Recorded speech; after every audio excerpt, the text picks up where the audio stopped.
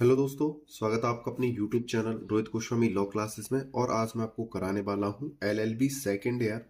Same है हमारा third. Act है हमारा लॉ ऑफ प्रॉपर्टी और कोड है हमारा 3004। क्वेश्चन नंबर है हमारा 15। विक्रय वे विक्रय की संविदा में अंतर। संविदा में अंतर वेरी इंपॉर्टेंट क्वेश्चन है। मैं उन्हीं क्वेश्चनों को कराता हूं जो आपके पेपर के पर्पज से बहुत ज्यादा जरूरी हो। ठीक है, अब से पहले आपके इसी चैनल पर मैं प्ले लिस्ट पे 14 वीडियो डाल चुका हूं। आप प्ले लिस्ट पे जाना और अब से पहले जो मैं वीडियो कराई हैं 14, उन्हें आप जाके देख लेना। अगर किसी स्टूडेंट को हमारे मुस्लिम law, public international law, administrative law, law of property, professional ethics, इसके अगर नोट्स यानी PDF चाहिए तो आप हमारे नंबर पर 499 का पेमेंट करके आप उनको परचेज कर सकते हो। आपको इस वाले नंबर पे हमसे संपर्क करना होगा। ठीक है, आप इस नंबर पे व्हाट्सएप पे आइए, कॉल ना करना प्लीज, व्हाट्सएप पे आना, मैसेज करना, पेमेंट करके अपने PDF प्राप्त कर सकते हो। अब ज्यादा बात ना करते हुए अपने क्वेश्चन की तरफ चलते हैं। क्वेश्चन है विक्रय विक्रय की संविदा में अंतर बताइए।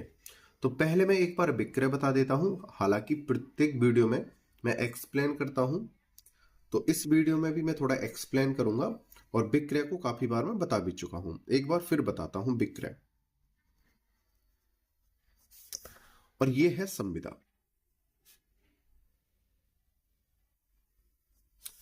विक्रय यानी हमारे पास कोई वस्तु है, जैसे A है और यहां पे B है। पहले विक्रय समझते हैं। ठीक है, A के पास कोई जमीन है, L1 जमीन है। इस जमीन को A जो है B को देना चाहता है, यानी बेचना चाहता है। क्या करना है? बेचना चाहता है। B इस भूमि के बदले, L1 भूमि के बदले क्या देगा? पैसा। किसे देगा? A को। A को क्या देगा? पैसा। तो ये क्या हो जाएगा? विक्रय हो जाएगा। जैसे हम किसी दुकान पर जाते हैं, पैसे देते हैं, सामान खरीदते हैं, वो होता है विक्रय। विक्रय में कभी भी वस्तु के बदले अन्य सामान नहीं दिया जाता है। विक्रय सिर्फ उसी को कहते हैं, वस्तु के बदले आपको पैसा देना होता है, तो वो विक्रय होता है। आपकी वस्तु चल भी हो सकती है, अचल भी हो सकती है। चल और अचल क्या होता है, अब से पहले मैं वीडियो में करा चुका हूं, आप प्लेलिस्ट में जाना और देख लेना। चल संपत्ति जो एक स्थान से दूसरे स्थान पर जा सकती है, अचल जो एक स्थान से दूसरे स्थान पर नहीं जा सकती है। ठीक है, आप दुकान पर गए, आपने 5 किलो चीनी दी। चीनी के बदले आपने 5 किलो का जो पैसा दिया है चीनी का, वो क्या है? विक्रय है। अगर आप 5 किलो चीनी के बदले आप उसको 5 किलो गुड़ देते हो, तो वो क्या हो जाएगा? विनिमय हो जाएगा, वो एक्सचेंज हो जाएगा, बदला बदली, अदला बदली। ठीक है, लेकिन आप चीनी के बदले में आप उसे पैसा देते हो, तब वो विक्रय होगा। विक्रय सिर्फ वस्तु के बदले, चाहे वो अचल हो या चल हो, पैसा ही दिया जाता है, अन्यथा वो विक्रय नहीं होती है। ठीक है, जैसे हम भूमि खरीदते हैं, भूमि के बदले में हम पैसा देते हैं। ठीक है, वो विक्रय कहलाती है। हालांकि आप सब जानते होंगे विक्रय क्या होता है, लेकिन फिर भी मैंने इसे थोड़ा सा और एक्सप्लेन कर दिया। ठीक है, अब बात करते हैं संविदा। संविदा क्या होती है? संविदा को हम करार भी कहते हैं। कहीं करार लिखा आ जाए तो आप परेशान ना होना, करार भी आ जाता है। कहीं इसे कॉन्ट्रैक्ट कॉन्ट्रैक्ट भी बोलते हैं। ठीक है, कॉन्ट्रैक्ट। ए और बी दो सदस्य हैं, दो पक्ष हैं। एक भूमि का टुकड़ा है, किसके पास है? ए के पास है। L1 भूमि है और बी के पास क्या है? पैसा है। ए बेचना चाहता है, ये का है, कौन है बेचने वाला?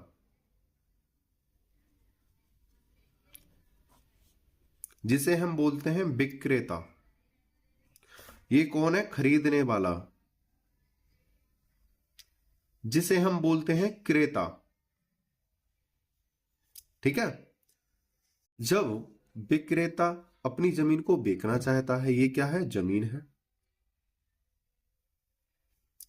और बी जमीन खरीदना चाहता है, तो भाई खरीदने और बेचने से पहले आपस में ये दोनों पार्टी क्या करेंगे? आपस में मिलेंगे, आपस में आएंगे ए और बी।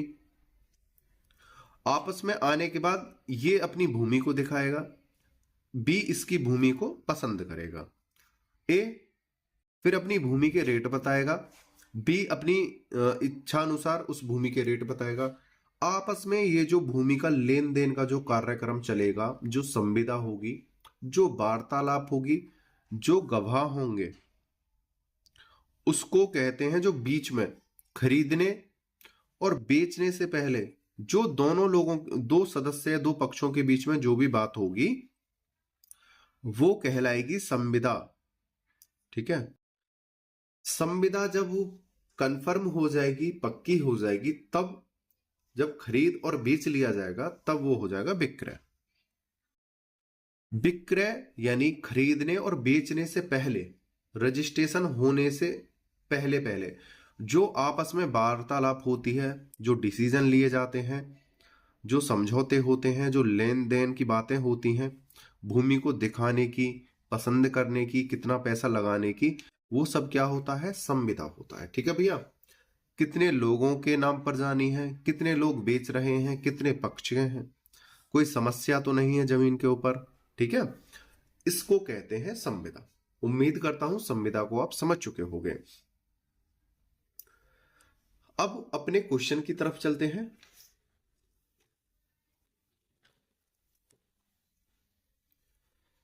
विक्रय तथा विक्रय की संविदा में अंतर क्या है बताइए। यानी विक्रय यानी बेचना, और बेचने की संविदा यानी बेचने की आपस में वार्तालाप करना, में अंतर बताइए। ए पर है विक्रय और बी पर है विक्रय की संविदा, यानी हम इसे मोटे तौर पर कह लेंगे आपस में वार्तालाप जो करते हैं। ठीक है।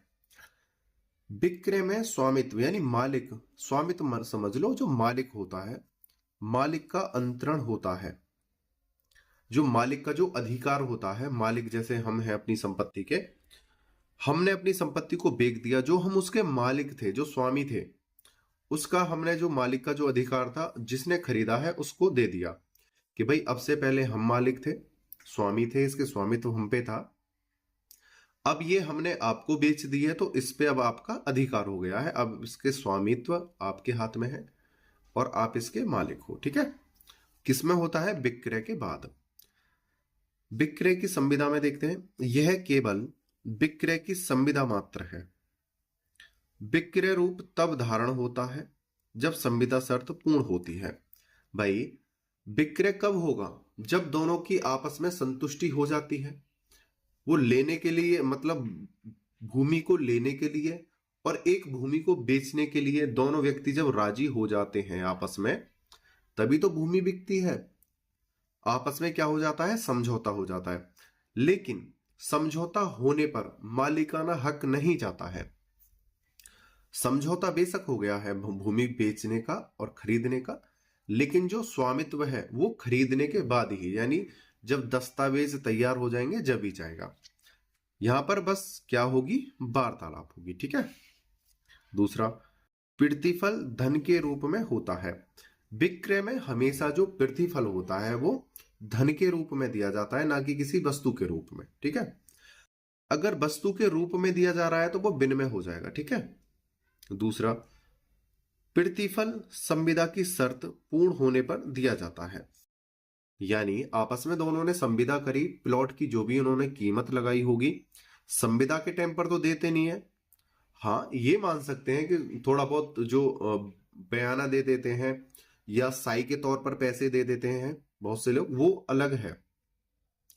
लेकिन जो प्रतिफल होगा संपत्ति के बिकने पर, यानी जब दस्तावेज तैयार हो जाएंगे उसके समय ही दिया जाएगा। ठीक है। विक्रय स्वामित्व का अंतरण करता है। अगर हमारी संपत्ति है, हमने बेच दी है, तो जो अंतरण है, हम जो हमारा स्वामी का जो अधिकार था हम उसको दे देंगे। अब भाई हमने अंतरण कर दिया, पहले हमारा अधिकार था, अब हमने अंतरण कर दिया, अब आपका अधिकार हो गया है इस भूमि पर। ठीक है।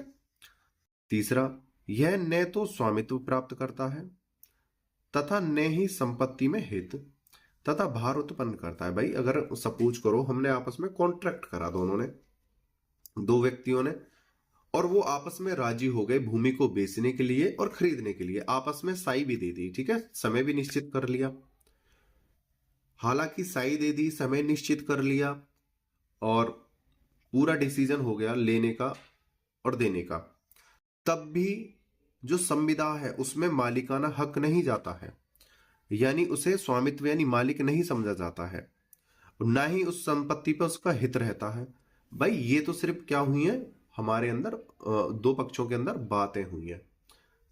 जब बिक जाएगा, रजिस्ट्रेशन हो जाएगा, दस्तावेज तैयार हो जाएंगे, तब वो अधिकार जाएगा। उससे पहले जैसे हमने वार्तालाप की है तब नहीं जाएगा। ठीक है। विक्रय में विक्रयकर्ता का स्वामित्व समाप्त हो जाता है। ठीक है भाई, विक्रय करा तो जो उसका अधिकार था वो समाप्त हो गया। क्रेता में स्वामित्व नहीं आता है। भाई संविदा आपस में हो रही है और बेचने वाला राजी हो गया है कि हाँ मैं अपनी संपत्ति को बेच रहा हूं, तो इसमें ये नहीं है जो खरीदने वाला है उसमें मालिकाना हक आ गया है या उसमें अधिकार की उत्पत्ति हो गई है, नहीं। क्रेता में स्वामित्व नहीं आता है, समझौता बेशक हो गया है लेकिन वो स्वामी नहीं बना है। कॉन्ट्रैक्ट यानी वार्तालाप जब करते हैं, ठीक है, जैसे एक बात मानो, ए और बी, ये लड़की वाला है और ये लड़के वाला। भाई इनकी आपस में क्या हो गई, वार्तालाप, मतलब संविदा हो गई कि हम अपने लड़की और लड़के की आपस में शादी करेंगे और एक डेट जो निश्चित कर देते हैं। हालांकि इनकी क्या हो गई है, संविदा हो गई है। भाई शादी से पहले ये पति पत्नी तो नहीं बने, सिर्फ वार्तालाप ही तो हुई है। ये थोड़ी है कि लड़का इस लड़की के पास जाए या लड़की लड़के के पास आए और वो सारे अधिकार जमाए कि हमारी वार्तालाप, मतलब जो हमारा बिचौलिया द्वारा ब्याह पक्का हो गया है, अब हम एक दूसरे पर अधिकार जमाने लगे। नहीं, ये अधिकार एक दूसरे पर कब जमाएंगे, जब इनकी शादी हो जाएगी। शादी यानी जैसे वस्तु, उसी हिसाब से प्लॉट का हिसाब है। अगर वो बिकेगा तभी जो एक दूसरे का उस पर अधिकार आता है और जाता है, उससे पहले सिर्फ क्या रहेगी, संविदा रहेगी, उसका अधिकार नहीं रहेगा। ठीक है। क्रेता में स्वामित्व नहीं आता है। ठीक है भाई, सिर्फ वार्तालाप ही तो हुई है, अधिकार तो नहीं आया है।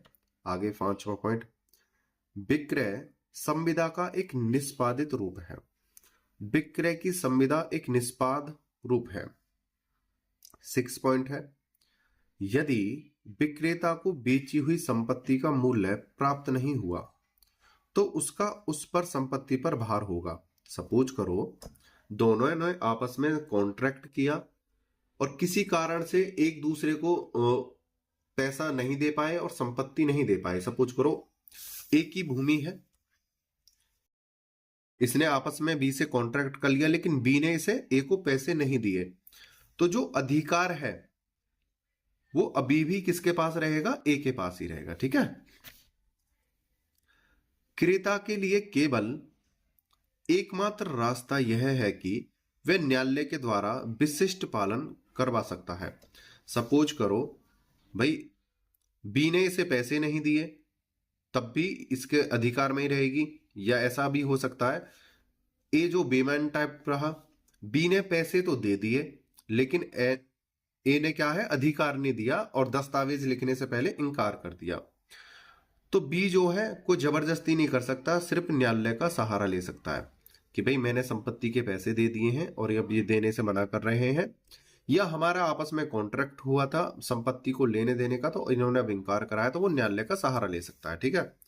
ए अपनी संपत्ति पे अधिकार जमा के बैठा रहेगा। 7 नंबर का पॉइंट है, 100 रुपये से अधिक कीमत की जो मूर्त संपत्ति का रजिस्ट्रेशन कराना अनिवार्य है। अगर 100 रुपये से अधिक की अगर संपत्ति है तो उसका रजिस्ट्रेशन यानी दस्तावेज तैयार कराना बहुत ज्यादा जरूरी है। सेवन यह व्यक्ति तक ही सीमित रहता है। भाई जो आपस में कॉन्ट्रैक्ट जो संविदा होती है, सिर्फ जो वार्तालाप ही तो है, इसका क्या रजिस्ट्रेशन होगा वार्तालाप का, ठीक है।